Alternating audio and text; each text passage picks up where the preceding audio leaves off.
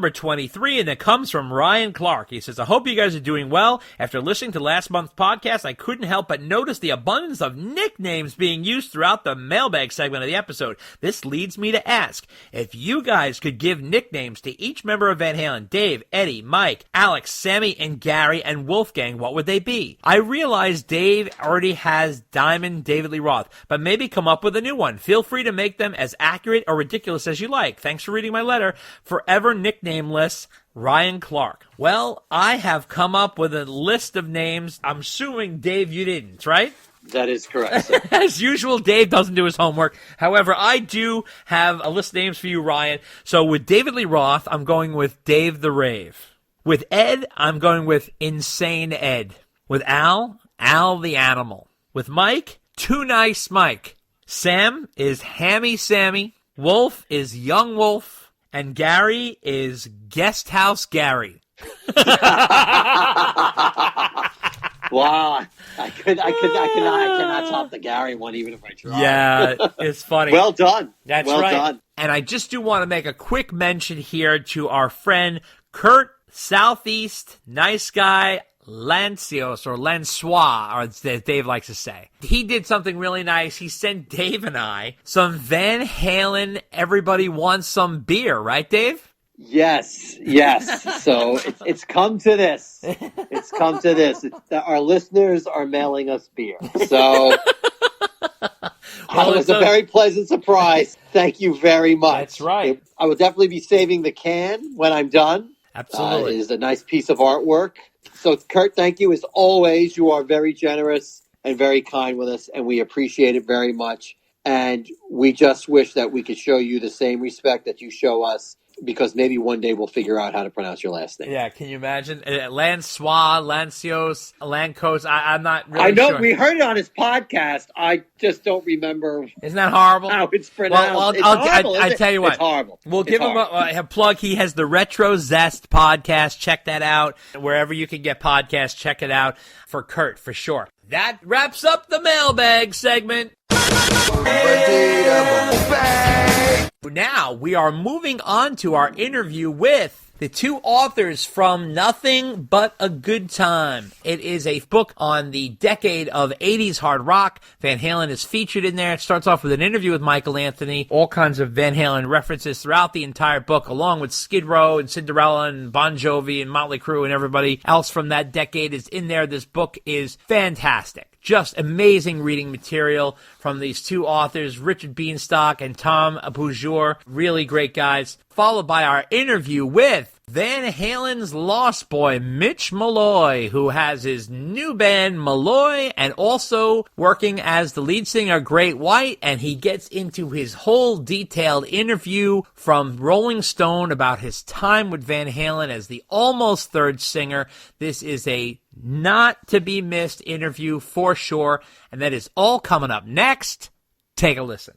Trump becoming president because Obama made fun of him, that would be like, imagine if the head of linguistics at Rutgers made fun of David Lee Roth.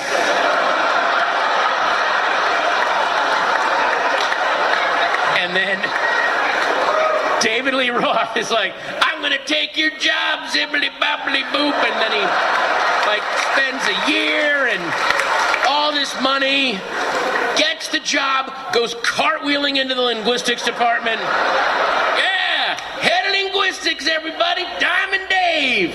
Bring out the coke and the hookers. And then the guy's like, oh no, we're going to be talking about the lack of recursion in 16th century Germanic poetry. And Dave's like,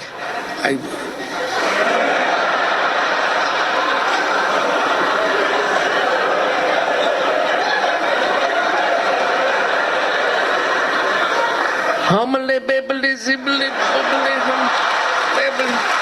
No? Nothing? That's not how... Okay, that's fine. Author Greg Renoff is back with a new book, Ted Templeman, A Platinum Producer's Life and Music.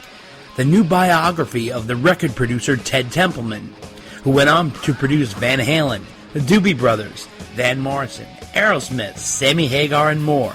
The book, which runs $19.95, and it's currently available at Amazon.com.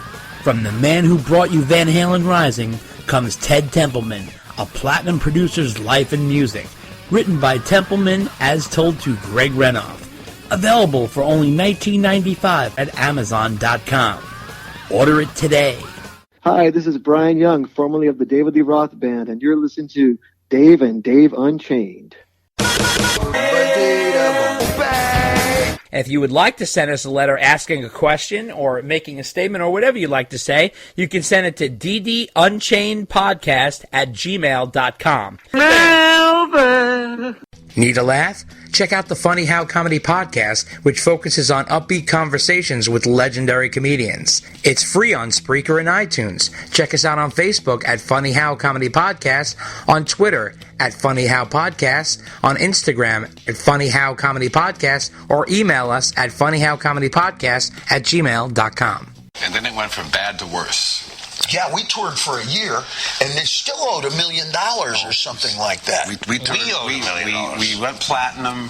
We toured for a year. We came back, and Warner Brothers. Can I mention that? Warner Brothers told us that we owed them $2 million. And on top of that, we owed them another record. Yeah. And it was the end of the year. We had three weeks to deliver another record. So I went to Ted and I said, Ted, let me get something straight here. We sold 1 million records, we toured for a year, and we owe you guys $2 million. So if we had done 10 records and sold 10 million records, we would have owed you $20 million? Right? And he kind of looks at me and goes, Why are we doing this? And on top of that, it was a two record a year deal. That was like Beatle time, 1960s level stuff. So we had 3 weeks to record another record, and boom, we went straight out on tour again. Did we do it within 3 weeks? Yep. Mm-hmm. When did we have the second batch of material done? I remember it was right on the road, man. I remember we did like a 40-song demo that made it onto the internet in bits and pieces at this point. But did we write material on the road? Yeah. Well, I was did. And did we learn it in the studio, or did we actually practice it up before we went into Put it this way, Van Halen, I think we may have practiced it for about a week at your house. Yeah. But I remember, it's like, the first record took about 7 days to do. The second record took about 3 weeks to do. Because that's all we had. We had to deliver that record before the year end. But why did records used to take so little time back then?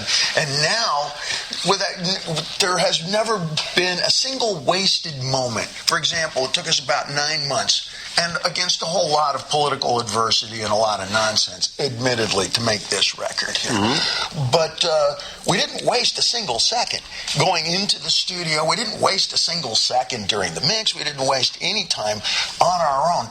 Ladies and gentlemen, we have an incredible two guests this evening. They are the co-authors of an incredible new book, Nothing But a Good Time, The Uncensored History of 80s Hard Rock Explosion. It is Tom Beaujour and Richard Beanstalk. Hi, guys. How are you? Hey, how's it going? Hi. Awesome. That's great. And so, listen, I absolutely love your book. I think it's phenomenal. This is a labor of love right here. It's just unbelievable. It's like over 500 pages of an incredible read. So just to start off, wanted to ask you guys, how did the concept of this book come about? Because the way it reads is very unique. It's very conversational in the sense that it's coming from so many different people from the 80s hard rock scene.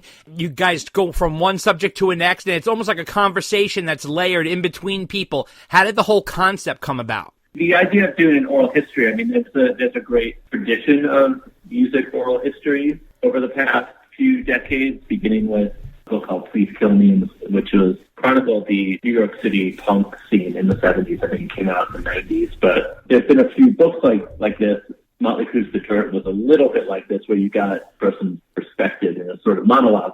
But within our discussions about whether to approach the book as an oral history, one of the main reasons that I think that we did it was because we just wanted, it was like, what did we want to hear? And what I wanted to hear, at least, was I just wanted to hear these guys speak and tell it the way it was, as opposed to, if I were reading a book like this, getting it sort of secondhand through the writer. I'd be like, just get to the quotes, let's hear what these guys had to say. And the other thing that's great about that is you really just kind of get dropped in on the action. Like, these guys paint the picture, they paint the scene. Like, you can feel what it's like, I think, to be in Gazzari's or in the Whiskey or, some of these clubs in New Jersey, like, just because these guys are just really giving details that wouldn't have the same impact if it was a writer giving those details and then letting the person speak. Like, you're just kind of dropped in on the action. Right. Gotcha. Just so you guys know, that was Rich speaking. You can both take this question. Do you think that Van Halen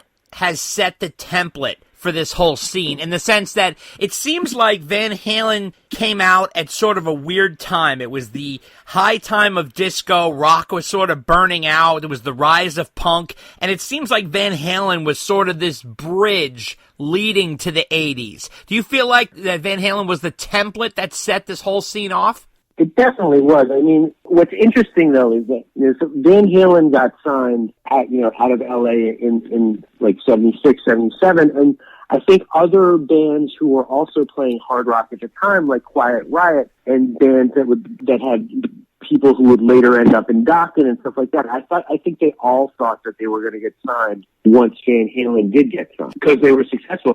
But really, the labels at the time weren't interested in it. I mean, in Ted Templeman's book, he talked about going to see Van Halen, I believe, at the Starwood with Mo Austin the night that he signed Van Halen. And like what Ted Templeman was signing was Eddie Van Halen at the time. Like, sure. He was like, there's no way that this guitar player is going to end up on another label. He's the next Jeff Beck. He's the next Hendrix. Ted Templeman wasn't even really sure that the band, he wasn't so sold on the band, on Dave and everything. He just wanted Eddie.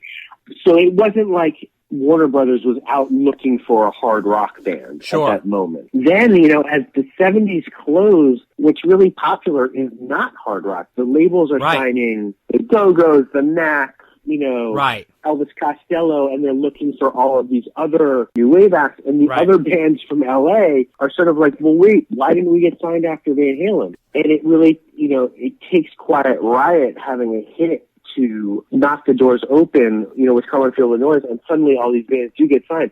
But, to a key, and I'll let Rich address this, I think every band references Van Halen as like the inspiration for the look of and feel of the 80s. Well, sure. You have the kind of a pizzazz personality lead singer up front with the guitar wizardry, and then the solid, bass and drums, the kind of the four on the floor piece. That's for sure. But I think Van Halen, it's amazing that they were mavericks the way they came out, because not only did they were instant rock stars overnight, but let's be honest, they were pretty well honed by the time they got signed. They were together a long time. They'd been playing a lot of shows. They were local heroes in the area of where they were, but they came on the scenes. It was almost like they were instant rock stars. The album came out and sort of exploded. But like you said, though, the whole scene really didn't totally open up until that time when Quiet Riot started having a hit, and then things really broke wide open. But Van Halen was around, obviously releasing Van Halen 1 in 1978, Van Halen 2 in 79, Women and Children First in 1980, Fair Warning 1981. By the time they got to 82, they're doing Diver Down, and they were the US Festival right around that time when things started blowing up, and they were in the process of making 1984 by that point, and the band was almost over. Why do you think that it didn't happen earlier, even though Van Halen was still having success at that time? Look, I mean, Van Halen, as much as they were an influence on these bands that came after, and actually some of them who were contemporaries of Van Halen, there are a lot of things about Van Halen that are just very special, to put it mildly. But beyond all of the things that make them great, you have David Lee Roth and you have Eddie Van Halen. And both of them are like, in a lot of ways, especially in the case of Eddie, like nothing that has come before or since. But David Lee Roth is also pretty much, an outstanding frontman. Sure. From, his personality, his look, the fact that he's pulling from all of these non-rock idioms in addition to the rock thing, and he's also funny and he's quick, and like there are these things that line up with Van Halen, in particular with those two pieces of Van Halen that, can't really be replicated just by woodshedding on your guitar in your bedroom or, by, learning how to, do splits. Like, you're still not going to be these people. The thing that's interesting about Van Halen is, they get signed, and Tom was sort of touching on this too. It's like Eddie Van Halen was absolutely going to get signed, and whether Van Halen came along with him, like Ted Templeman knew, like this guy, you know, you